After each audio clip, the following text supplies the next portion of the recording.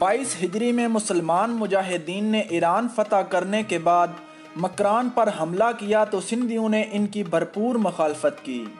مسلمانوں نے سندھ اور مکران کے متحدہ لشکر کو شکست دی، لیکن اس وجہ سے مسلمانوں اور حکومت سندھ کے درمیان اناد کا بیج بویا گیا۔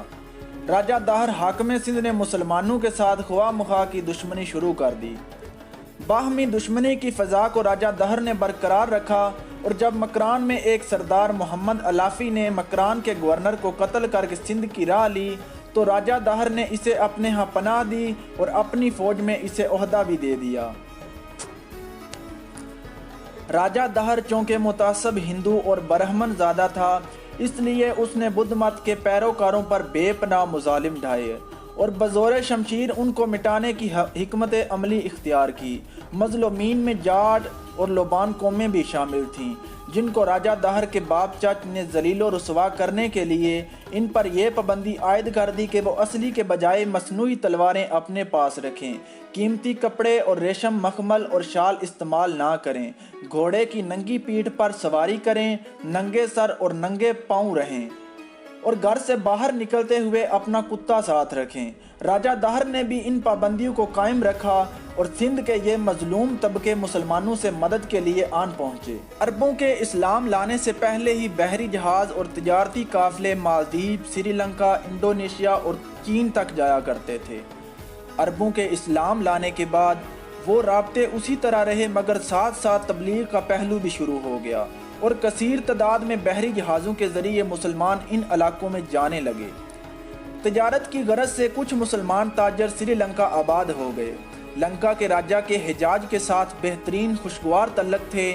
اس نے ان تعلقات کو مزید خوشگوار بنانے کے لیے کچھ قیمتی تحائف اور وفات شدہ تاجروں کی بیویاں بچے ایک جہاز میں سوار کر کے بصرہ روانہ کر دیے۔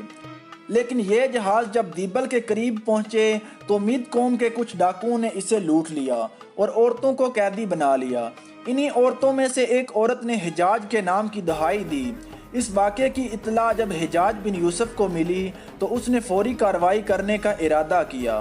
اس نے راجہ داہر کو سامان واپس کرنے، یتیموں اور عورتوں کو رہا کرنے اور ڈاکوؤں کو اسلامی حکومت کے حوالے کرنے کا مطالبہ کیا، لیکن اس نے بڑا روکھا ہوا جواب دیا اور کہا کہ ڈاکوؤں پر میرا کوئی اختیار نہیں اور نہ ہم ان کو تلاش کر سکتے ہیں۔ جہاں تک بات رہی قیدی عورتوں کی تو انہیں تم خود ہی چھڑا لینا۔ حجاج بن یوسف یہ جواب سن کر آگ بگولا ہو گیا اور اس نے فوراً فوجی کارروائی کا انتظام کیا۔ اس طرح راجہ داہر کی ہٹ درمی نے عربوں کو سندھ پر حملہ آور ہونے پر مجبور کر دیا۔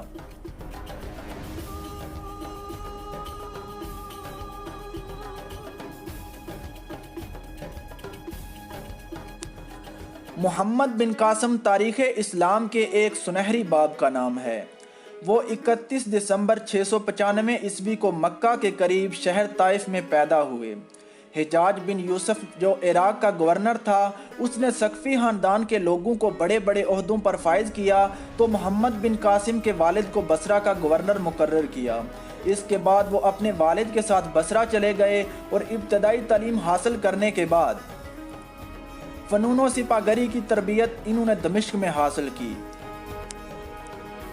اور انتہائی کم عمری میں اپنی قابلیت اور غیر معمولی صلاحیتوں کی بدولت فوج میں اعلیٰ عہدہ حاصل کر کے امتیازی حیثیت حاصل کر لی۔ 15 سال کی عمر میں 708 عیسوی کو ایران میں کردوں کے بغاوت کے خاتمے کے لیے سپہ سالاری کے فرائض انجام دیے۔ اس مہم میں محمد بن قاسم نے کامیابی حاصل کی اور ایک معمولی چھاونی سے شیراز کو ایک خاص شہر بنا دیا۔ اس دوران محمد بن قاسم کو فارس کے دارالحکومت شیراز کا گورنر بنا دیا گیا۔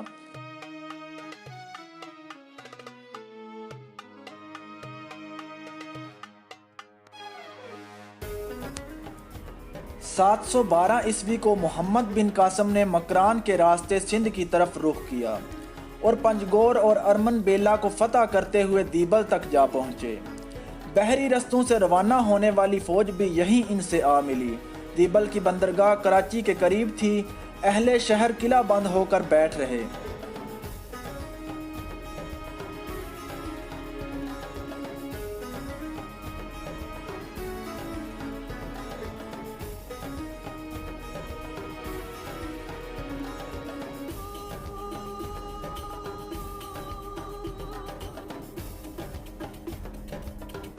کئی مہینوں تک محاصرہ کیے رکھا مگر شہر فتح ہونے میں نہ آیا۔ آخرکار حجاج بن یوسف کی ہدایت کے مطابق منجنیق کو ایک خاص زاویے پر نصب کر کے شہر پر سنگباری شروع کر دی گئی۔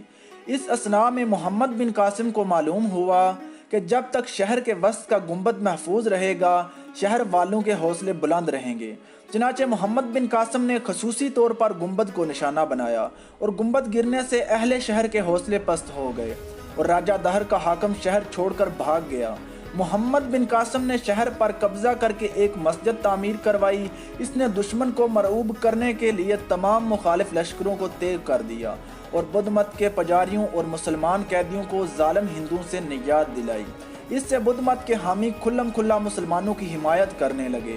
دیبل کی فتح کے بعد محمد بن قاسم چھوٹے بڑے قلعوں کو فتح کرتے ہوئے آگے بڑھنے لگے۔